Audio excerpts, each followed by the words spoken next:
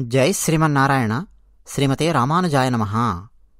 వాల్మీకి రామాయణంలో ఉన్న శ్రీరామ జననం గాథ ఈ వీడియోలో మనం తెలుసుకోవడానికి ప్రయత్నం చేద్దాం. ఇతిహాసం ఛానల్ నచ్చితే వెంటనే సబ్స్క్రైబ్ అవ్వండి. వీడియో నచ్చితే వెంటనే లైక్ కొట్టండి.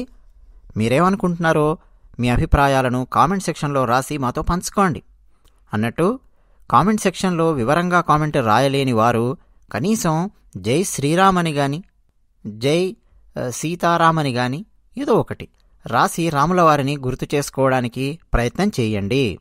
ఇక వాల్మీకి మహర్షి రచించిన రామాయణం లోపలికి మనం వెళదాం. అయోధ్యను రాజధానిగా చేసుకుని దశరథ మహారాజు గారు కోసల అనే రాజ్యాన్ని పరిపాలిస్తూ ఉన్నారు. ఆ రాజ్యంలో అన్ని వృత్తుల వారు ఆనందంగా జీవిస్తూ ఉన్నారు. బ్రాహ్మణ, క్షత్రియ, వైశ్య, శూద్ర అందరూ వాళ్ల వర్ణానికి తగ్గట్టు వాళ్ల కార్యక్రమాలన్నీ చేస్తూ ప్రశాంతంగా ఆనందంగా జీవిస్తూ ఉన్నారు. దశరథ మహారాజు గారు తన ప్రజలను కన్నబిడ్డల్లాగా పరిపాలిస్తూ ఉన్నారు. దశరథ మహారాజు గారు స్వయంగా వేదాలను అధ్యయనం చేశారు. గొప్ప గొప్ప పండితులను ఆదరించారు. ఎందరో జ్ఞానులను తన రాజ్యంలో ఉండేలా చూసుకున్నారు దశరథ మహారాజు గారు.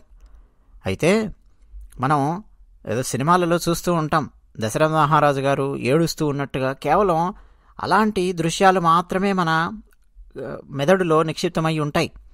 కానీ కాదండి, దశరథ మహారాజు గారు పరాక్రమవంతులు, వీరులు. ఆయన తన ప్రజలను కన్నబిడ్డల్లా చూసుకోవడమే కాదు, అయోధ్య ప్రజలకు దశరథ మహారాజు గారు అంటే చాలా ఇష్టం. ఎన్నెన్నో యజ్ఞాలు చేశారు, యాగాలు చేశారు. అద్భుతమైన కార్యక్రమాలు ఎన్నో అయోధ్యలో నిరంతరం చేస్తూ ఉండేవారు. దశరథ మహారాజు గారి మంచితనం గురించి ముల్లోకాలల్లోనూ చెప్పుకునేవారు అని రాశారు వాల్మీకి మహర్షి. దశరథ మహారాజు గారి పేరు చెప్తే శత్రువులకు భయం వేస్తుంది. అంతేకాదు, శత్రువులను కూడా మిత్రులుగా చేసుకునే నేర్పు కలిగినటువంటి వారు దశరథ మహారాజు గారు. సంపదలక అస్సలు కొదువే లేదు. అలాగే అయోధ్యలో ఉన్న ప్రజలందరూ నిత్య సంతోషులు, ఉన్నదాంతో తృప్తిపడి జీవిస్తూ ఉండేవారు. ధర్మం తప్పకుండా జీవిస్తూ ఉండేవారు. ఇలాంటి దశరథ మహారాజు గారికి ఒక లోటుంది. ఆయనకు పుత్రులు లేరు. ఆయన ఇక బాధపడి, అయ్యో, పుత్ర సంతానం ఉంటే అయోధ్యను నా తర్వాత వారు పరిపాలిస్తారు కదా, ఇప్పటి వరకు నాకు చేతనైనంత వరకు నేను కోసల రాజ్యాన్ని పరిపాలించాను. ప్రజలను కన్నబిడ్డల్లా చూసుకోవడానికి మా పూర్వీకులు ఎంత ప్రయత్నం చేశారో అందులో కాస్తైనా ప్రయత్నం చేయడానికి ఏదో నాకు తోచినంత నేను చేశాను. మరి నా తర్వాత ఎవరు చూసుకుంటారు ఈ కోసల రాజ్యాన్ని? ఒక పుత్రుడు ఉంటే బాగుంటుంది అని ఆయన నిరంతరం అదే వేదన, అదే బాధలో ఉన్నారు. ఆ తర్వాత ఒకరోజు తన మంత్రి అయిన సుమంతుడిని పిలిచి, సుమంత వెళ్ళు, వశిష్ఠుడిని, వామదేవుడిని, సుయజ్ఞుడిని, జాబాలిని, కశ్యపుడిని, ఇంకా ఇతర బ్రాహ్మణులందరినీ తీసుకొని రా అని పిలిచాడు దశరథ మహారాజు. అంటే ఆదేశించాడు. మంత్రి సుమంతుడు సరే అని వాళ్ళందరినీ వెంటబెట్టుకొని తీసుకొని రాజుగారి దగ్గరికి వచ్చాడు. అందరూ కూర్చున్నారు. రాజుగారు వాళ్ళందరితో, అయ్యా, నేను అశ్వమేధ యాగం చేయాలి అని చెప్పి నిశ్చయించుకున్నాను. అశ్వమేధ యాగం చేయడానికి కావాల్సిన విధి విధానాలేమిటో నాకు చెప్పి నన్ను మీరందరూ నడిపించండి అని వారందరినీ కోరాడు. సరే అంటే సరే అనుకున్నారు. నిజానికి దశరథ మహారాజు గారి ఉద్దేశ్యము ఆయనకు పుత్ర సంతానం కావాలి. కానీ దశరథ మహారాజు గారికి మెదడులో మొట్టమొదటగా వచ్చింది ఏమిటంటే అశ్వమేధ యాగం. సరే అంటే సరే అన్నారు. ఆ తర్వాత వాళ్ళందరూ వెళ్ళిపోయారు. ఇక సుమంతుడు దశరథ మహారాజు గారిని కూర్చోబెట్టుకొని ప్రత్యేకంగా మాట్లాడాడు. అయ్యా దశరథ మహారాజా, అశ్వమేధ యాగము చేయించవలసినటువంటి వాళ్ళు వీళ్ళు కాదు. విభాండకుని కుమారుడు ఒక ఆయన ఉన్నాడు. ఆయన పేరు ఋష్యశృంగుడు. ఆ ఋష్యశృంగుడిని మనం ఇక్కడికి తీసుకొని రావాలి. ఆ ఋష్యశృంగుడు ఒకప్పుడు తాను ఉన్న అరణ్యం తప్ప వేరే ప్రపంచమేదీ తెలియకుండా జీవించేవాడు. అలాంటి ఋష్యశృంగుణ్ణి రోమపాదుడు అనే మహారాజు, మీకు తెలుసు కదా, ఆయన తన కూతురైన శాంతకిచ్చి వివాహం చేశాడు. సరే, దానికి సంబంధించిన కథ అండి. వాల్మీకి రామాయణంలో సుస్పష్టంగా ఉంది. ఋష్యశృంగుణ్ణి అరణ్యం నుంచి ఏ విధంగా రోమపాదుడు నగరంలోకి తీసుకొనొచ్చాడు, శాంతనిచ్చి ఎలా వివాహం చేశాడు, అవన్నీ కూడా ఉన్నాయి. సుమంతుడు ఈ కథంతా చెప్పి ఆ ఋష్యశృంగుణ్ణి మనం ఇక్కడ తీసుకురావాలి, ఆయన ముందుండి అశ్వమేధ యాగాన్ని నడిపించాలి, అంతేకాదు నీకు పుత్రుడు కలిగే విధంగా కూడా ఆయన యజ్ఞం చేయించగలడు, సర్వసమర్థుడు అని సుమంతుడు చెప్పాడు. సరే అని దశరథ మహారాజు స్వయంగా రోమపాదుడు రాజు ఆ రాజ్యానికి వెళ్ళాడు. రోమపాదుడి దగ్గరికి వెళ్ళి అక్కడ వారం రోజులున్నాడు. ఆ తర్వాత అక్కడే ఉన్న ఋష్యశృంగుణ్ణి కలిసి, అయ్యా మీరు మీ భార్య ఇద్దరు మా అయోధ్యకు ఇచ్చేయండి అని ఆహ్వానించాడు. సరే, మొత్తానికి అశ్వమేధ యాగం చేస్తున్నాడు కదా దశరథ మహారాజు, అందులో భాగంగా ఈ ఆహ్వానాన్ని ఇచ్చాడు అని సరే అంటే సరే అన్నారు. ఇక ఋష్యశృంగుడు సతీ సమేతంగా అయోధ్యకు వచ్చాడు. దశరథ మహారాజు గారు ఋష్యశృంగుడు వస్తూ ఉన్నాడు అన్న విషయాన్ని ముందుగానే అయోధ్యావాసులకు చెప్పాడు. ఇక ఋష్యశృంగునికి స్వాగతము, సత్కారములు అవన్నీ ఘనంగా చేశారు. అలా కొంతకాలం అయోధ్యలో శాంత ఋష్యశృంగులు ఉన్నారు. ఒకరోజు దశరథ మహారాజు గారు ఋష్యశృంగుణ్ణి కలిసి నమస్కరించి, అయ్యా అశ్వమేధ యాగం చేస్తూ ఉన్నాను కదా, మీరు అశ్వమేధ యాగానికి ప్రధాన ఋత్విక్కుగా ఉండండి అని అభ్యర్థించాడు. వెంటనే ఋష్యశృంగుడు, సరే దశరథ మహారాజా, అలాగే నేను మీ చేత అశ్వమేధ యాగం చేయిస్తాను, తర్వాత పుత్ర సంతానం కొరకు ఇంకో యాగం కూడా నేను చేయిస్తాను. సరే, అశ్వమేధ యాగానికి కావాల్సిన సంభారాలు అవన్నీ కూడా సేకరించండి, ఒక ఉత్తమ అశ్వాన్ని తీసుకురండి, దాన్ని యజ్ఞాశ్వంగా విడిచిపెట్టండి అన్నారు. ఇక ఆ తర్వాత దశరథ మహారాజు తన మంత్రి సుమంతుణ్ణి పిలిచి, మనం అశ్వమేధ యాగం చేయబోతున్నాము, నువ్వు వెంటనే మన పురోహితులు వశిష్ఠ, వామదేవ, అలాగే ఇతర బ్రాహ్మణులు, ఋత్విక్కులు, సుయజ్ఞుడు వీళ్ళందరినీ పిలిపించు అన్నాడు. మళ్ళీ వీళ్ళందరూ వచ్చారు. కూర్చోబెట్టుకొని మాట్లాడాడు. అయ్యా ఋష్యశృంగుణ్ణి ప్రధాన ఋత్విక్కుగా ఉండవని నేను అభ్యర్థించాను, ఆయన ప్రధాన ఋత్విక్కుగా ఉండి ఈ అశ్వమేధ యాగాన్ని జరిపించబోతూ ఉన్నారు, వారు అంగీకరించారు, మీరందరూ నాకు సహకరించి ఆ యజ్ఞాన్ని నిర్విఘ్నంగా జరిపించాలి అని దశరథ మహారాజు గారు ప్రార్థించారు. దానికి వాళ్ళందరూ సరే మహారాజా అని సమ్మతించారు. ఇక సుమంత వెళ్ళు, రాజాధిరాజులను అందరినీ ఆహ్వానించు, అశ్వమేధ యాగం ఘనంగా చేద్దాము అని చెప్పాడు. ఇక ఎవరెవరిని ఆహ్వానించాలి అన్న విషయం కూడా వాల్మీకి రామాయణంలో సుస్పష్టంగా ఉందండి. అందులో ముఖ్యంగా మొట్టమొదటి పేరు మిథిలా నగరం, మిథిలాధిపతి జనక మహారాజు గారున్నారు, వారిని నువ్వే స్వయంగా ప్రత్యేకంగా ఆహ్వానించు. అలాగే కాశీరాజు ఉన్నారు, మన మిత్రుడు, నువ్వే స్వయంగా వెళ్ళి తీసుకొనిరా.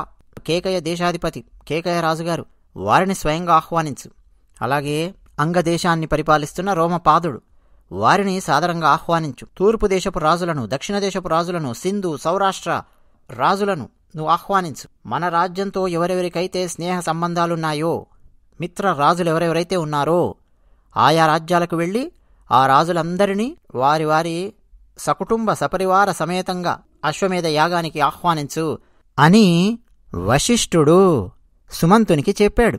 వశిష్ఠుడు ఇచ్చిన ఆదేశాన్ని తీసుకుని సుమంతుడు జనక మహారాజును, కేకయ మహారాజును, కాశీరాజును స్వయంగా ఆహ్వానించాడు. అలాగే మిగతా మహారాజులను ఆహ్వానించడానికి కావాల్సిన వాళ్ళందరినీ పురమాయించాడు. ఇంకా అత్యద్భుతంగా అశ్వమేధ యాగం అనేది ప్రారంభమయ్యింది. అశ్వమేధ యాగానికి కావాల్సినటువంటి ఏమేమి ఉన్నాయో మొత్తం అండి వశిష్ఠుడు ఆయన దగ్గరుండి చూసుకున్నాడు. రామాయణంలో ఉంది, వాల్మీకి రామాయణంలో జ్ఞానవృద్ధులైన బ్రాహ్మణులను పిలిచారు, వాస్తు శిల్పులను పిలిచారు, వేదికలను ఏర్పాటు చేయడానికి, యజ్ఞశాలలను ఏర్పాటు చేయడానికి శిల్పులను పిలిచారు. కొయ్య పని చేసేవాళ్ళు ఉంటారండి, వడ్రంగులు, విశ్వకర్మలు, వారిని ఆహ్వానించారు. మట్టితో పనిచేసేవారుంటారు, కుండలు చేసేవారు, కుమ్మరులు, వారిని పిలిచారు. ఇక విశ్వకర్మలలో మనకు కంచరులున్నారు. ఓ పక్క శిల్పంతో పనిచేసేవాళ్ళు, అంటే ఒక పక్క రాతితో పనిచేసేవాళ్ళు, కొయ్యతో పనిచేసేవాళ్ళు, బంగారంతో పనిచేసేవాళ్ళు, లోహముతో పనిచేసేవారు, ఇలా వీరందరినీ ఆహ్వానించారు. అంతేకాదు మరి ఇలా ఎందరో వస్తున్నారు, కార్యక్రమాలు చేస్తూ ఉన్నారు, పనులలో ఉంటారు కదా. మరి సాయంత్రం కాస్త సేద తీరాలి అంటే వారికి కాస్త ఏమన్నా వినోద కార్యక్రమాలు కావాలి కదా. వాల్మీకి రామాయణంలో ఉందండి. అందుకోసమని అప్పట్లో ఉండే సెలబ్రిటీలు ఎవరెవరున్నారో వాళ్ళందరినీ ఆహ్వానించారు. అంటే నటీనటులు, గాయకులు వాళ్ళందరినీ పిలిచారు. ఇక వారందరూ వచ్చి సాయంత్రం ఆ వేదికల మీద దానికి కావాల్సిన వేదికలు మళ్ళీ ప్రత్యేకంగా ఏర్పాటు చేశారు. ఇప్పుడు ఉదయం అంతా ఈ శిల్పులు పనిచేసి ఉంటారు. ఈ కొయ్య పని చేసేవారు పాపం దాంతో పనిచేసి ఉంటారు. శారీరక శ్రమ కదండి. యజ్ఞశాలలు నిర్మించడం శారీరక శ్రమ. ఇవన్నీ చేసినటువంటి వారు ఉంటారు. వారందరూ కాస్త సాయంత్రం అలా కూర్చొని సేద తీరుతూ ఆ నటీనటులు నటించి చూపిస్తూ ఉంటే వారు కూడా ఏం నటిస్తారు, పురాణాలలో ఉన్నవి అలాంటివే కదా, నటించి చూపిస్తూ ఉంటే చూడడము, గాయకులు పాటలు పాడుతూ ఉంటే వినడము, వినోద కార్యక్రమాలు చూస్తూ అలా సేద తీరుతూ ఉండేవారు. మళ్ళీ మరుసటి రోజు ఉదయం లేచి అశ్వమేధ యాగానికి కావాల్సిన కార్యక్రమాలు చేస్తూ ఉండేవారు. ఇలా అత్యద్భుతంగా అశ్వమేధ యాగం ప్రారంభమయ్యింది. ఋష్యశృంగుని యొక్క ఆధ్వర్యంలో వశిష్ఠుని యొక్క పౌరోహిత్యములో అశ్వమేధ యాగం ప్రారంభమయ్యింది. దశరథ మహారాజు గారు తన 3 భార్యలు కౌసల్య, సుమిత్ర, కైకేయి ఈ 3 భార్యలతో యజ్ఞశాలకు వచ్చారు. ఇక యాగం అనేది ప్రారంభమయ్యింది. 1 సంవత్సర కాలం పాటు అశ్వమేధ యాగం కొరకు వదిలిపెట్టబడినటువంటి అశ్వాన్ని అలా వదిలారు. అది తిరిగొచ్చింది. ఇదంతా కూడా అండి ఈ యాగము ఎక్కడ చేశారో తెలిసిన, అయోధ్యకు ఆవల సరయూ నది ప్రవహిస్తూ ఉంటుంది. మీరు ఎప్పుడైనా అయోధ్యకు వెళితే చూడొచ్చు. సరయూ నదీ తీరంలో ఉత్తర భాగంలో అశ్వమేధ యాగాన్ని చేశారు. ఇక ఋష్యశృంగుడు ప్రధాన ఋత్విక్కుగా ఉండి ఇక ఏ విధంగా చేయాలి అశ్వమేధ యాగాన్ని అని దగ్గర ఉండి మరీ ఆయన చూసుకున్నారు. ఓ పక్క వశిష్ఠుడున్నాడు. ఎలాంటి వాళ్ళు ఉన్నారో చూడండి పక్కన. అశ్వమేధ యాగము సఫలీకృతమయ్యింది, సమాప్తమయ్యింది. ఇక ఆ తర్వాత దశరథ మహారాజు గారు ఆ యజ్ఞము చేయించినటువంటి వారికి, ఋత్విక్కులకు, బ్రాహ్మణులకు విరివిగా దానాలిచ్చారు. అంతేకాదు, ఈ దానాలన్నీ ఇచ్చిన తర్వాత, మొత్తం అయిపోయిన తర్వాత, అసలు అశ్వమేధ యాగాన్ని చూడడం కోసం వచ్చింటారు కదా, ఆ చూడడం కోసం వచ్చిన వాళ్ళందరికీ కూడా సత్కారం చేసి వారికి కూడా దానాలిచ్చారు దశరథ మహారాజు గారు. 1,000,000 బంగారు నాణేలు దానమిచ్చారు అన్నట్టుగా ఉంది రామాయణంలో. మొత్తం అయిపోయిన తర్వాత ఒక పేద బ్రాహ్మణుడు దశరథ మహారాజు గారి దగ్గరకు వచ్చి, అయ్యా నాకు కూడా ఏమన్నా ఇవ్వండి అన్నాడు. దశరథ మహారాజు గారి దగ్గర టక్కున అటు ఇటు చూస్తే ఏం లేవు బంగారు నాణేలు. వెంటనే తన చేతికి ఉన్న బంగారు ఆభరణాన్ని, పెద్ద కడియం లాంటిది ఏదో ఉంది, రామాయణంలో రాయలేదు ఎన్ని కిలోలు ఉందో గాని, అప్పటి రాజులండి, వారి ఎత్తు, వారి బరువు, ఇక అవన్నీ మనం ఒకసారి ప్రత్యేకంగా మాట్లాడుకుందాం. అది తీసి బంగారు ఆభరణాన్ని ఆ పేద బ్రాహ్మణునికి బహుమానంగా ఇచ్చారు దశరథ మహారాజు గారు. ఇక యాగానికి వచ్చిన బ్రాహ్మణులందరికీ భక్తితో నమస్కరించి వాళ్ల ఆశీర్వాదాలు తీసుకున్నారు. అశ్వమేధ యాగం పూర్తయిపోయింది. దశరథ మహారాజు ఋష్యశృంగుణ్ణి చూసి, మహాత్మా, అశ్వమేధ యాగాన్ని ఇలా అద్భుతంగా నా చేత చేయించారు. మరి నాకు పుత్ర సంతానం కలిగి నా వంశం వృద్ధి చెందేలాగా ఒక యాగం ఏదైనా సరే నా చేత చేయించండి అని ప్రార్థించాడు. ఇక ఇప్పుడు ఋష్యశృంగుడు ఆలోచించి, మహారాజా, మీకు పుత్ర సంతానం కలగడం కోసం ఒక ఇష్టిని నేను మీ చేత చేయిస్తాను. పుత్రులు కావాలి అని చేసే యాగము కాబట్టి ఇష్టి అని చెప్పి పిలిచారు. పుత్ర కామ ఇష్టి అని. ఇలాంటి ఇష్టి అంటే ఇటువంటి యాగములు చాలా ఉన్నాయి. అంటే కోరికలు కోరి చేసేవన్నమాట. దానికి కూడా పద్ధతి ఉంటుంది. వేదంలో చెప్పబడిన విధంగా ఆ మంత్రముల ఆధారంగానే నేను నీ చేత చేయిస్తాను అని ఋష్యశృంగుడు చెప్పాడు. వెంటనే దశరథ మహారాజు గారు ఉబ్బి తబ్బిబ్బైపోయారు. ఇక పుత్ర కామ ఇష్టి యాగం ప్రారంభమయ్యింది. ఓ పక్క వేద మంత్రముల ఘోష, హోమం చేస్తూ ఉన్నారు. అందులో ఆవిర్భాగాలు స్వీకరించడానికి దేవతలందరూ అక్కడికి వచ్చారు. అదృశ్య రూపంలో దేవతలందరూ నిలబడి ఉన్నారు. రామాయణంలో ఉందండి, వాల్మీకి రామాయణంలో ఉన్నది చెప్తూ ఉన్నాను. యజ్ఞం జరుగుతోంది. యజ్ఞంలో భాగంగా దేవతలందరిని ఆహ్వానిస్తారు కదా, వచ్చారు. అదృశ్య రూపాలలో ఉన్నారు. ఆ పైన ఆకాశంలో అక్కడక్కడ నిలబడినారు. వీళ్ళకెవరికి కనిపించడం లేదు. వాళ్ళు ఏం మాట్లాడుకుంటున్నారు అన్నది చాలా చాలా కీలకం వాల్మీకి రామాయణంలో. దీని గురించి ఇంకా మనం లోతుగా ముందు ముందు వీడియోస్లో మాట్లాడుకుందాం. ఇప్పుడు అసలు ఏముంది వాల్మీకి రామాయణంలో యథాతథంగా నేను మీకు చెప్తున్నాను. దేవతలు బ్రహ్మదేవుని దగ్గరికి వచ్చారు, నమస్కరించారు. బ్రహ్మదేవుడు కూడా వచ్చాడు అక్కడికి. బ్రహ్మదేవ, భూలోకంలో రావణాసురుడు అనే రాక్షసునికి మీరు ఎన్నెన్నో వరాలిచ్చారు. ఆ వర గర్వంతో ఆ రాక్షసుడు మమ్మల్ని బాధిస్తూ ఉన్నాడు. మమ్మల్ని అంటే మాట్లాడుతున్న మమ్మల్నే కాదు, ఇతర దేవతలందరినీ బాధిస్తున్నాడు. మునులను హింసిస్తూ ఉన్నాడు, సజ్జనులను బాధిస్తూ ఉన్నాడు. అతడిని ఆపడం మా వల్ల అవడం లేదయ్యా బ్రహ్మదేవా. ఎందుకో తెలుసునా? మీరు అతనికి వరాలిచ్చారు. మీరిచ్చిన వరాలు మేం గౌరవించాలి కదా. అందుకని మేము అతని మీద కఠినంగా మా ప్రవర్తన చూపించలేకపోతూ ఉన్నాం. అంటే ఉదాహరణకండి, వర్షాలు పడాలంటే దేవతల అనుగ్రహం కావాలి. ఇప్పుడు వర్షాలు కురిపించలేదనుకోండి రావణాసురుడు ఉన్నటువంటి ప్రాంతంలో, ఆ విధంగా కూడా రావణాసురుడిని శిక్షించవచ్చు. లంకలో కరువు కాటకాలు వచ్చే విధంగా చేసి కూడా శిక్షించవచ్చు. రకరకాలుగా చేయొచ్చు వీరు. కానీ బ్రహ్మదేవ, మీరిచ్చిన వరాలు అవన్నీ మేము చూస్తూ ఉన్నాము. ఓ పక్కనేమో మహాఘోరమైన పనులు చేస్తున్నాడు రావణాసురుడు. ఆ పనులు చూడలేకపోతున్నాం. ఇవన్నీ ఏమన్నా చేద్దాము అనంటే మీరిచ్చిన వరాలు, ఇలా రకరకాల సమస్యలున్నాయి. మీ వరాల అండ చూసుకొని ఇక రెచ్చిపోతూ ఉన్నాడు. 3 లోకాలను బాధలకు గురి చేస్తూ ఉన్నాడు. అష్టదిక్పాలకులను అసలు పట్టించుకోవడం లేదు. దేవేంద్రుణ్ణి కూడా తీసి అవతల బారేసినట్టుగా ఉంది రావణాసురుని ప్రవర్తన. దేవేంద్రుణ్ణి కూడా హీనంగా చూస్తూ ఉన్నాడు. దేవతల పరిస్థితి ఇలా ఉంటే బ్రహ్మదేవా, భూలోకంలో ఉండేవాళ్ల కష్టాల గురించి చెప్పమంటావా? అసలు ఆ కష్టాలకు అంతులేదు. రావణాసురుడు అంత హింసిస్తూ ఉన్నాడు. రావణాసురుడు పెట్టినటువంటి రాక్షసులు, ఆయన అనుచరులు ఇక మునులను బ్రాహ్మణులను హింసిస్తూ ఉన్నారు. మునులు ఓ యజ్ఞమో యాగమో చేయాలని కూర్చుంటే ఆ యజ్ఞయాగాలను ధ్వంసం చేస్తూ ఉన్నారు. బ్రాహ్మణులు ఓ చోట ఓ యజ్ఞం చేద్దాము ప్రశాంతంగా అని కూర్చుంటే ఆ యజ్ఞం జరగకుండా వచ్చి ఆ యజ్ఞంలో రకరకాల చెత్తా చెదారం ఇవన్నీ వేసి ఆ విధంగా యజ్ఞాలు నాశనమయ్యేలా చేస్తూ ఉన్నారు. రావణాసురుని మాటకు ఎదురు చెప్పాలి అంటే ఎవరికి ధైర్యం సరిపోవడం లేదు. అంతేకాదు, సూర్యుడు భగభగ మండుతూ ఉంటాడు కదా, అది ఆయన నైజం, అంతే కదా.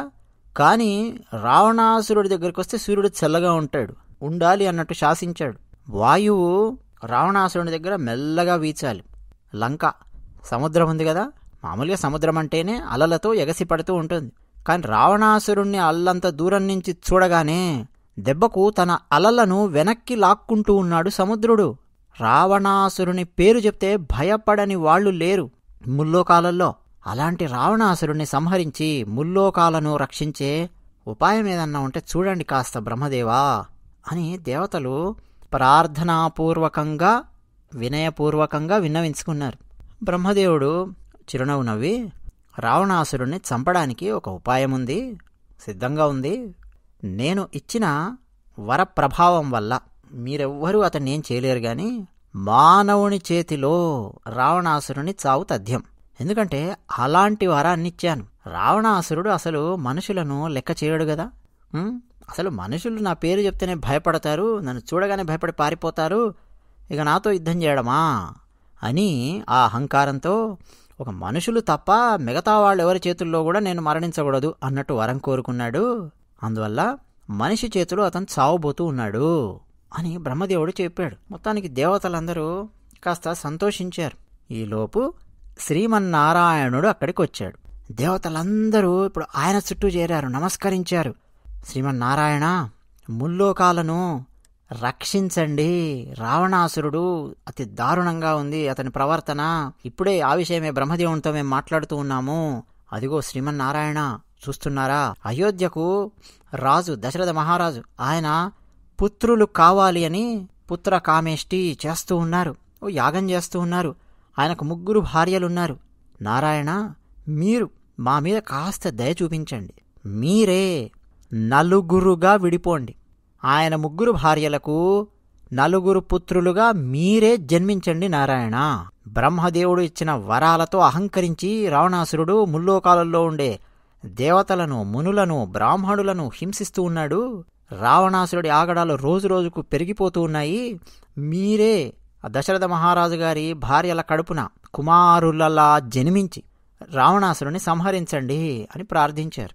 శ్రీమన్నారాయణుడు ప్రశాంతంగా వాళ్ళ ఆ ప్రార్థనలను మొత్తం విన్నాడు. దేవతలారా, భయపడవలసిన అవసరం లేదు. అతి త్వరలో మీకు రావణాసురుని బారి నుంచి విముక్తి లభించబోతోంది. ఎన్నో సంవత్సరాలు ఎదురు చూశారు కదా, ఇక మీరు మరీ ఎక్కువ కాలం ఎదురు చూడవలసిన అవసరం లేదు. ఆ సమయం వచ్చేస్తోంది, దగ్గరికి వచ్చేస్తోంది. నేను ఈ భూమి మీద అవతరించబోతూ ఉన్నాను. ఆ రావణాసురుని సంహరిస్తాను.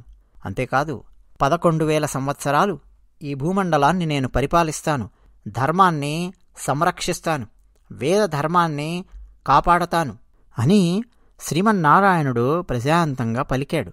వెంటనే ఇక దేవతలందరూ చాలా సంతోషించారు. ఇక ఆ దేవతలకు వరమిచ్చినట్టుగానే శ్రీమన్నారాయణుడు భూలోకంలో జన్మించడానికి ఉద్యుక్తుడయ్యాడు. తానే 4 అంశలుగా విడిపోయి దశరథ మహారాజు గారి 4 కుమారులుగా జన్మించాలి అని సంకల్పం చేసుకున్నాడు. ఇక ఓ పక్క దేవతలు నారాయణుణ్ణి కీర్తించారు, అప్సరసలు నాట్యం చేస్తూ నమస్కరించారు, మునులు వేదమంత్రాలు చదువుతూ శ్రీమన్నారాయణుణ్ణి స్తుతించారు. నారాయణ, ఆ భయంకరమైన లోకకంఠకుడైన రావణాసురుని సంహరించి తిరిగి మళ్ళీ మీ లోకానికి చేరుకోండి అని అందరూ నమస్కరించి ప్రార్థిస్తూ ఉన్నారు. నిజానికండి అదృశ్య రూపంలో ఇదంతా జరుగుతోంది. పైన ఎక్కడో ఆకాశంలో అసలు ఆ పైన ఏం జరుగుతోంది, దేవతలు ఏం మాట్లాడుతున్నారు, ఏం జరుగుతుంది ఏమీ తెలీదు.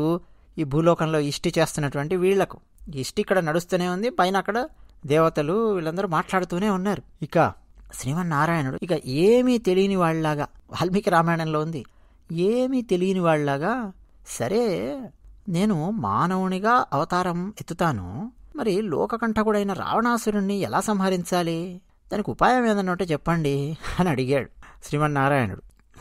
దేవతలు వెంటనే, నారాయణ, నువ్వు మానవ రూపంలో జన్మించు, రావణాసురునితో యుద్ధం చేసి రావణాసురుని సంహరించు. రావణాసురుడు బ్రహ్మదేవుని గురించి తపస్సు చేశాడు, ఈ బ్రహ్మ మెచ్చి రావణాసురునికి వరాలిచ్చాడు, అందులో మనుషులతో తప్ప అతను వేరే వాళ్ళెవరి చేత కూడా మరణ భయం లేకుండా వరం పొందాడు. మానవులంటే హీనులు, బలహీనులు తన ముందు నిలబడలేరు అని రావణాసురునికి ఒక చులకన భావము, అందుకని అలాంటి వరం కోరుకున్నాడు. ఆ వర గర్వంతో అందరినీ బాధిస్తూ ఉన్నాడు. మనుష్యులు తప్ప ఎవరూ అతన్ని చంపలేరు కాబట్టి మీరు మానవునిగా జన్మించి వెళ్ళండి, యుద్ధం చేయండి, ఎదురు నిలబడండి, సంహరించండి అన్నారు. సరే అని శ్రీమన్నారాయణుడు ప్రశాంతంగా విన్నాడు. నిజానికి ఆయనకు తెలియంది ఇదంతా కూడా, ఆయనకు తెలుసు. సరే వీళ్ళు ఏం చెప్తారో, వీళ్ళ ఉత్సాహం ఎలా ఉందో చూద్దామని ప్రశ్న వేశారు. ఇది కూడా అందుకే వాల్మీకి రామాయణంలో చాలా తెలివిగా వాల్మీకి మహర్షి పదాలు అలా ఉపయోగించారు. 16వ సర్గ బాలకాండలో మొట్టమొదటి శ్లోకం వస్తుంది. అందులోనే అన్నీ తెలిసి కూడా, అంటే అన్ని సమస్తము తెలిసి కూడా ఏమీ తెలియని వానిలాగా దేవతలను ప్రశ్నించాడు అన్నట్టుగా రచించారు వాల్మీకి మహర్షి. శ్రీమన్నారాయణుడు అంతర్ధానమైపోయాడు. అయోధ్య దశరథ మహారాజు ఇక పుత్రుల కోసం యజ్ఞం చేస్తూ ఉన్నారు కదా. ఆ యాగం, ఆ హోమ గుండములో నుంచి ఒక పురుషుడు బయటకు వెలువడ్డాడు. ఎలా ఉన్నాడంటే మహా తేజస్సంపన్నుడు, చూస్తుంటే మహావీరునిలాగా ఉన్నాడు. అసలు ఆ బలం చూస్తేనే ఏమిటి ఇంత బలంగా ఉన్నాడా, మహాబలుళ్లాగా ఉన్నాడు. నల్లని ఎర్రని వస్త్రాలు ధరించి ఉన్నాడు. అంతేకాదు మొహం చూస్తే రక్తవర్ణంతో ఉంది మొహం. దుందుభి లాంటి కంఠధ్వని ఉంది. దుందుభి అంటే ఒక భేరి అండి, వాయిద్యం ఉంటుంది కదా, అలాంటి కంఠధ్వని. సింహం లాంటి కేశాలున్నాయి, చూస్తే అన్ని శుభలక్షణాలు కనిపిస్తున్నాయి. దివ్యమైన ఆభరణాలు, ఒక పర్వత శిఖరంలాగా దృఢంగా ఉన్నాడు. అసలు ఆయన చూస్తుంటేనే అమ్మో పులిలాగా ఉన్నాడే, పులి పెద్ద పులిలాగా ఉంది ఇతని పరాక్రమము అని చెప్పి అనిపిస్తోంది. చూస్తుంటేనే సూర్యుని లాంటి తేజస్సు కనిపిస్తోంది. పక్క భగ భగ భగ భగ అగ్ని మండుతోంటే ఆ అగ్నిలాగా, అంటే అగ్ని శిఖలలాగా వెలిగిపోతూ ఉన్నాడు. ఆయన చేతిలో ఒక బంగారు కలశం ఉంది, దాని మీద వెండి మూత ఉంది. వాల్మీకి రామాయణంలోనే చెప్తున్నానండి. చేతిలో బంగారు కలశము, ఆ కలశం మీద మూత వెండి మూత ఉంది. ఆ బంగారు పాత్ర అది పాయస పాత్ర, దాని నిండా పాయసం ఉంది. దశరథ మహారాజు గారు చేతులు జోడించి నమస్కరించారు. అయ్యా, ఓ మహనీయా, ఓ మహాత్మా, ఎవరు మీరు? మీకు నేను ఏం సేవ చేయాలి అని దశరథ మహారాజు గారు ప్రార్థించి నమస్కరించి నించున్నారు. యజ్ఞపురుషుడు వచ్చాడు కదా, ఠక్కున తేండి తేండి బంగారు పాయస పాత్ర అడగలా. దశరథ మహారాజు గారు లేచి నమస్కరించి, అయ్యా, నేను మీకు ఏ విధంగా సేవ చేయాలి అని ప్రార్థించాడు. వెంటనే ఆ యజ్ఞపురుషుడు దశరథ మహారాజు గారిని చూసి, మహారాజా, నన్ను ప్రజాపతి పంపించాడు. ఈ పాయస పాత్రను మీకు ఇమ్మని ప్రజాపతి చెప్పాడు. ఇది దేవతలచే తయారు చేయబడిన పాయసము. ఈ పాయసము సంతానాన్ని, ఆయుష్ను, ఆరోగ్యాన్ని, సంపదలను ప్రసాదిస్తుంది. నువ్వు పుత్రులను కోరి ఈ ఇష్టి చేస్తూ ఉన్నావు, అందుకే ఈ పాయస పాత్ర నీకు ఇస్తూ ఉన్నాను.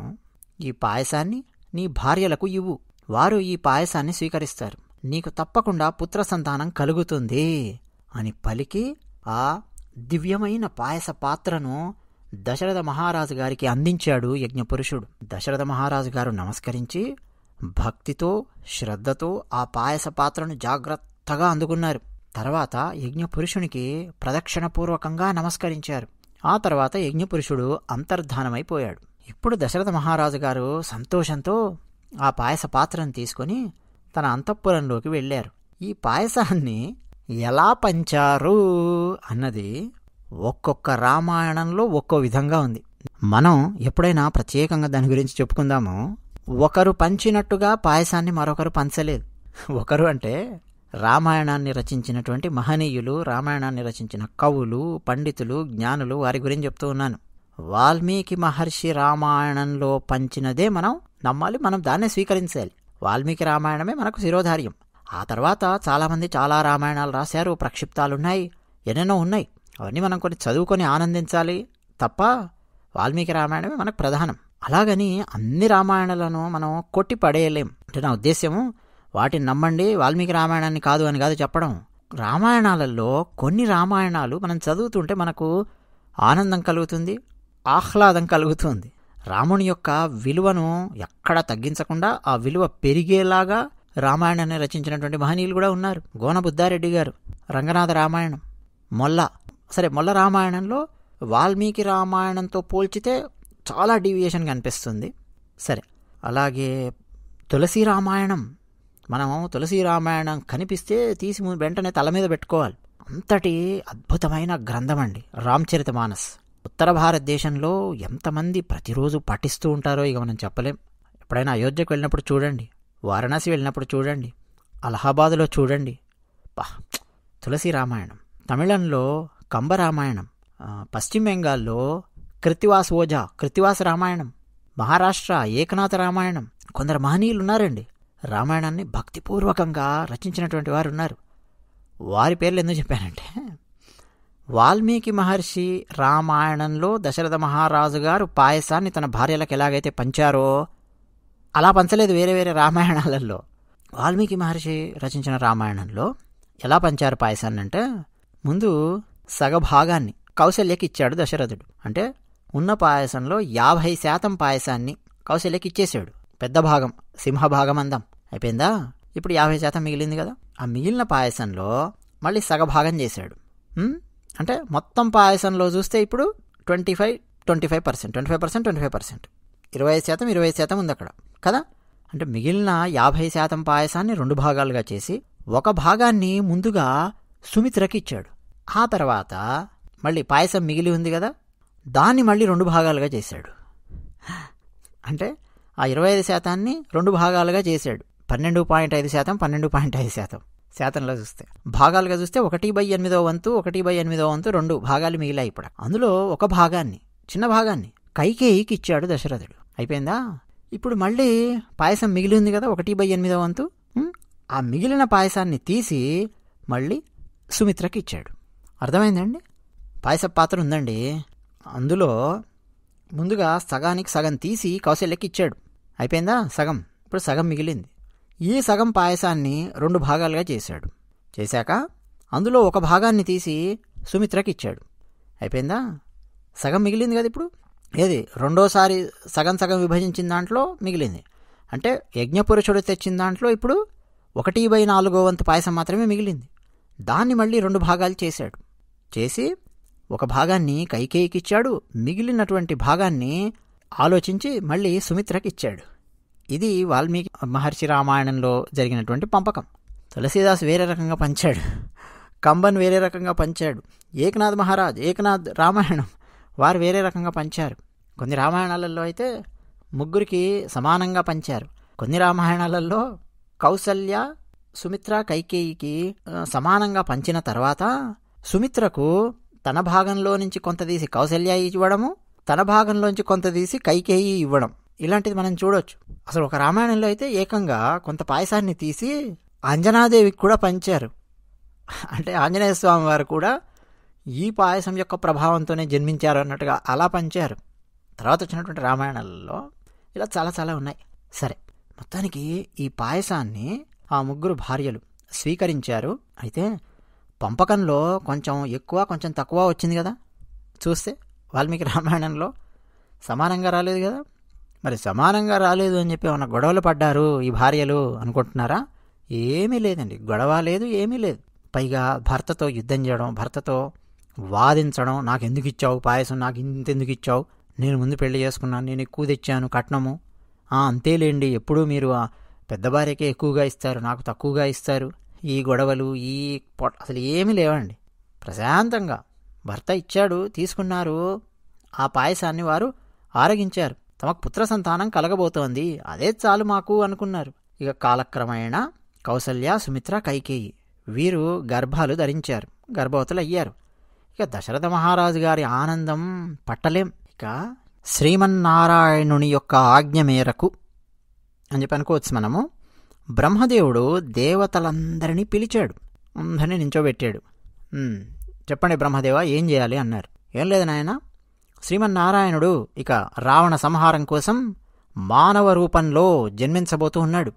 మరి మీరందరూ ఆయనకు సేవ చేయడం కోసం ఆయనకు సహాయంగా వెళ్ళకపోతే ఎలా?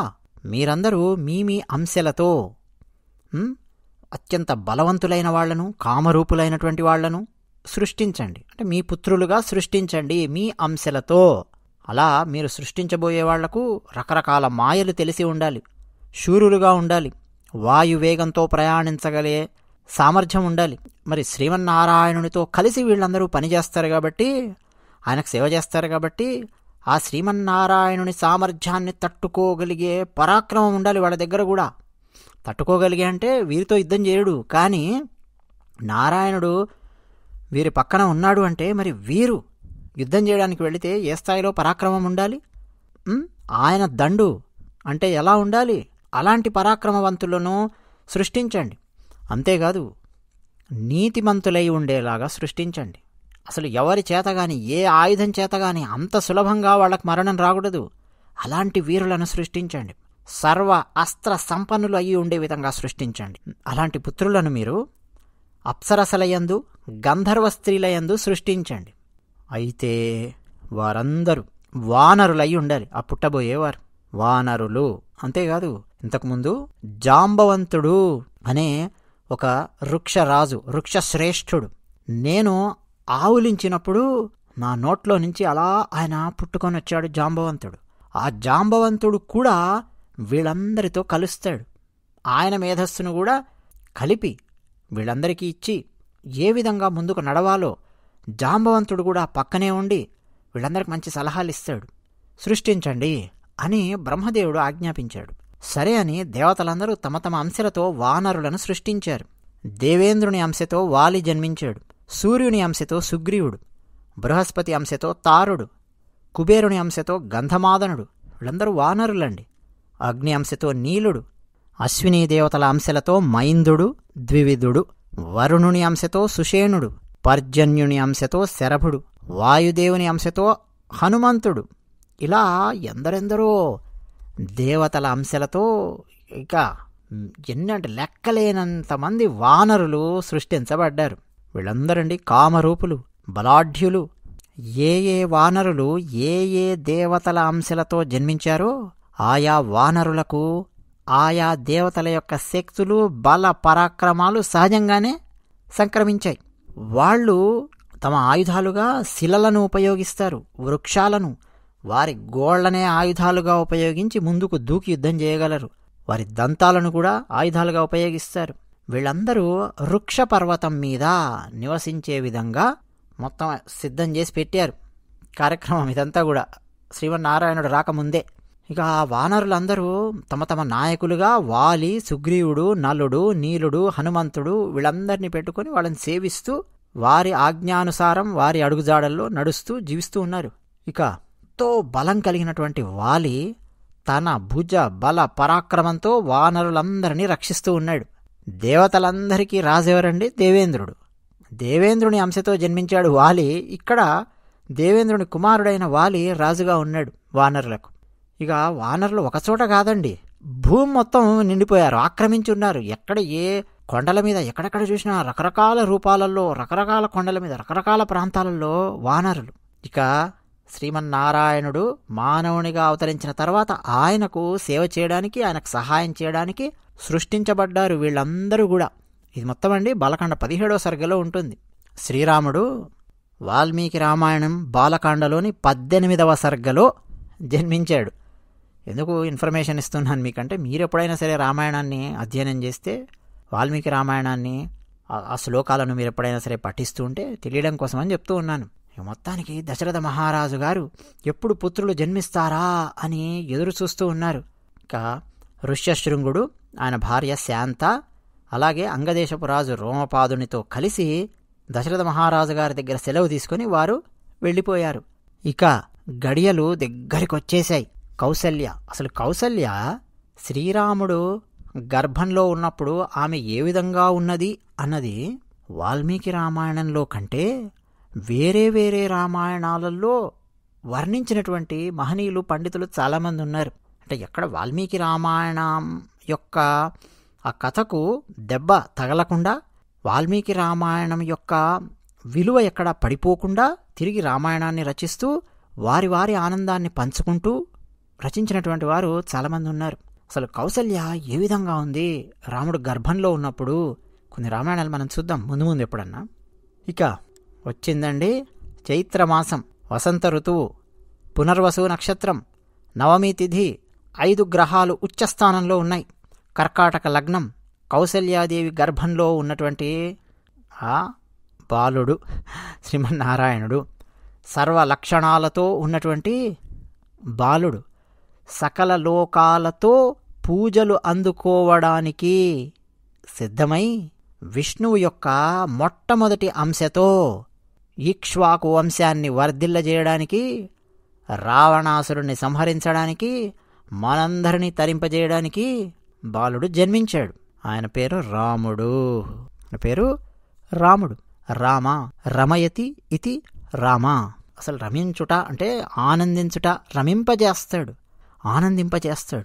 ఎవరిని ఆనందింపజేస్తాడు? మనలాంటి సామాన్యులను మాత్రమే కాదు. రమయంతే యోగినః అస్మిన్ ఇతి రామ అన్నారు. ఎవరెవరినండి? యోగులను, వారిని కూడా ఆనందింపజేస్తాడు. ఎలా ఆనందింపజేస్తాడు? ఏం చేసి ఆనందింపజేస్తాడు? ఏం చేయక్కర్లేదు. రాముడి గురించి విన్నా ఆనందం, రాముడిని చూసినా ఆనందం, రామాని పలికినా ఆనందం. ఇప్పుడు ఇతిహాసం ఛానల్లో రామకథ చెప్తూ ఉన్నాను, నాకు ఆనందం. మీరు వింటున్నారు రామకథ, మీకు ఆనందం. రాముని గురించి విన్నా, కన్నా, చూసినా, పలికినా, తలుచుకున్నా ఆనందమే ఆనందం. అదనమాట రమయంతే యోగినః అస్మినితి రామ అని. యోగులనే ఆనందింపజేస్తాడు రాముడు. ఇక మనలాంటి సామాన్యులు ఆనందించమా? అదనమాట. అసలు వాల్మీకి మహర్షి శతశ్లోకి రామాయణం మనమున్న చెప్పుకున్నాం. ఆ శ్లోకాలు అవన్నీ కూడా 100 శ్లోకాలు చదివి ఒక వీడియో పెట్టడం జరిగింది. అందులో ఆ ప్రశ్నలో 16 లక్షణాలు ఉన్నవారు ఎవరైనా ఉన్నారా మానవులు అని వాల్మీకి మహర్షి నారదుని ప్రశ్నించినప్పుడు అందులో ఒక లక్షణం ఉంటుంది. ఏక ప్రియ దర్శన, కశ్చైక ప్రియ దర్శన అని ఉంటుంది. ఎవరిని అంటే ఈ మొత్తం ఈ అఖిలాండ కోటి బ్రహ్మాండాలలో 7-14 లోకాలు కాదు, మొత్తం అఖిలాండ కోటి బ్రహ్మాండాలలో ఎవరిని చూస్తే ఆనందం కలుగుతుంది. అసలు చూస్తే ఆనందమే కలగాలి. శత్రువులకైనా ఆనందమే కలగాలి, మిత్రులకైనా ఆనందమే కలగాలి, సామాన్యులకు ఆనందం కలగాలి. అసలు ఎవరైనా శత్రువులు మిత్రులని కాదు, చూడగానే ఆనందం కలగాలి, ప్రీతి కలగాలి. ఎవరున్నారు అని వాల్మీకి మహర్షి ప్రశ్నించారు. ఇదిగో రామ అని పేరు కూడా అలా పెట్టారు. శ్రీరాముడు. రాముడు జన్మించిన తర్వాత విష్ణువులోని 4వ భాగమైనవాడు, అంటే శ్రీమన్నారాయణుడిలోని 4వ అంశతో సత్యసంధుడు, అత్యంత పరాక్రమవంతుడు, ఎన్నెన్నో సద్గుణాలు ఒక్క దగ్గర కలబోస్తే సద్గుణాల రాశి లాంటివాడు అయిన భరతుడు పుష్యమీ నక్షత్రంలో మీనలగ్నంలో కైకేయీ గర్భవాసాన జన్మించాడు. శ్రీమన్నారాయణునిలో ఎన్నో అంశ అండి, 4వ భాగం 4వ అంశతో జన్మించాడు. తర్వాత శ్రీమన్నారాయణుని యొక్క 4వ వంతు అంశతో 2 జన్మించారు. అంటే 1/8వ అంశ 1/8వ అంశ అనుకోవచ్చు. 4వ వంతు అంశతో ఇద్దరు సుమిత్రా గర్భాన జన్మించారు. వాళ్ళు సర్వ అస్త్ర కౌశలత్వంతో విలసిల్లేవారు, మహావీరులు. లక్ష్మణ, శత్రుఘ్న అనే పేర్లు పెట్టారు. వీరు ఆశ్లేష నక్షత్రంలో కర్కాటక లగ్నంలో జన్మించారు కవలలు.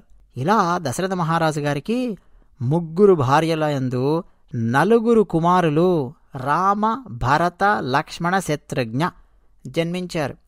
అన్నట్టండి మనకు ఉత్తర భారతదేశానికి అలా వెళితే శత్రుఘ్నుని పేరు రిపుదమన్ అని వినిపిస్తుంది. మనకు వాల్మీకి రామాయణంలో శత్రుఘ్నుడే ఉంటుంది, మనం శత్రుఘ్నుడే అంటాం. కానీ చాలా గ్రంథాలలో, అలాగే ఉత్తర భారతదేశంలో మీరు నాటకాలు చూస్తున్నప్పుడు కూడా సామాన్య జనాలు కూడా శత్రుఘ్న అనే పేరు కంటే రిపుదమన్ రిపుదమన్ అని పిలుస్తూ ఉంటారు. రిపుదమన్ అన్నా శత్రుఘ్న అన్నా ఒకటే. శత్రువు, రిపు అంటే శత్రువు. సరే, ఇక దశరథ మహారాజు గారి ఆనందము ఇక ఆకాశాన్ని అంటింది. ఆకాశంలో గంధర్వులు నిలబడి గానం చేశారు, దేవదుందుబులు మోగాయి. అయోధ్యలో సంబరాలే సంబరాలు, ఆటలు పాటలు. దశరథ మహారాజు గారు ఎన్నెన్నో దాన ధర్మాలు చేశారు, బ్రాహ్మణులను పిలిచారు, వారి చేత ఆశీర్వాదం తీసుకున్నారు, వారికి దక్షిణలిచ్చారు. ఇక ఎందరినో పిలిచి వారికి పారితోషికాలు, ఆయన భవనంలో పనిచేసేవారు వాళ్ళందరూ ఉంటారు కదండి అంతఃపురాలలో, వారందరినీ పిలిచి ఇక విరివిగా దానాలు, పారితోషికాలు, ఇక డబ్బు దానం అన్నమాట. దశరథ మహారాజు గారు 11వ రోజు నామకరణ మహోత్సవం జరిగిందండి. ఆ రోజు పేరు పెట్టారు. జ్యేష్ఠపుత్రునికి రాముడు అని, కైకేయికి పుట్టినటువంటి పుత్రునికి భరతుడు అని, సుమిత్రకు పుట్టినటువంటి 2 కుమారులకు లక్ష్మణ, శత్రుఘ్న అని ఎవరు నామకరణం చేశారండి? ఎవరు? దశరథ మహారాజు గారి గురువుగారు, పురోహితులు అయిన వశిష్ఠుడు నామకరణం చేశాడు. ఆ నామకరణం జరుగుతున్నప్పుడు ఇంకా దశరథ మహారాజు గారు మళ్ళీ నామకరణం అప్పుడు కూడా అయోధ్య పౌరులకు, ఆ చుట్టుపక్కల ఉండే గ్రామాలు ఎందరో వచ్చారండి. గ్రామాల నుంచి సంతర్పణలు, భోజనాలు, దానాలు, కానుకలు, దక్షిణలు విరివిగా ఇచ్చారు దశరథ మహారాజు గారు. ఇక నామకరణం జరిగిన తర్వాత జరగాల్సిన సంస్కారాలు అవన్నీ కూడా యథావిధిగా అత్యంత వైభవోపేతంగా దశరథ మహారాజు గారు జరిపించారు. ఇక ఆ తర్వాత ఏమయ్యింది ఏమిటి అన్నది తర్వాతి కథ. మరి ఇప్పటి వరకు మొదటి నుంచి ఏకాగ్రతతో ఎవరైతే ఈ శ్రీరామ జననం కథ విన్నారో వాళ్ళందరి మీద, వాళ్ళ కుటుంబాల మీద ఆ శ్రీరాముని అనుగ్రహం సంపూర్ణంగా ఉండాలి అని మేం ప్రార్థిస్తూ ఉన్నాము. అలాగే శతశ్లోకి రామాయణం అని మనం ఒక వీడియో పెట్టాం. సాధ్యమైనప్పుడల్లా ఆ శతశ్లోకి రామాయణం వింటూ ఉండండి. ఒక పారాయణలాగా చదివేవారున్నారు చాలా ఇళ్లల్లో. అందరూ పారాయణ చేయలేకపోవచ్చు కాబట్టి ఆ వీడియో ఆన్ చేసి వింటూ ఉండండి. మీరు అది వింటూ వింటూ వింటూ వింటూ ఉన్నారనుకోండి ఓ సంవత్సరం పాటు, అందులో చాలా శ్లోకాలు మీకు నోటికొచ్చేస్తాయి. రామాయణంలో ఉన్న శ్లోకాలు, రామాయణంలో ఉన్నటువంటి శ్లోకాలు మన నోట్లో ఉండిపోవాలి. బాలకాండ మొట్టమొదటి 100 శ్లోకాలు. సరేనండి, వినండి. అలాగే ఇతిహాసం ఛానల్లో చాలా వీడియోలున్నాయి, కథలున్నాయి, ఆసక్తికరమైన విషయాలున్నాయి, వినండి. సరేనండి, మరి ఇతిహాసం ఛానల్కు సబ్స్క్రైబ్ అవ్వండి. ఒక్కసారి మనం జై శ్రీరామ్, జై శ్రీరామ్, జై శ్రీరామ్. ధన్యవాదాలు.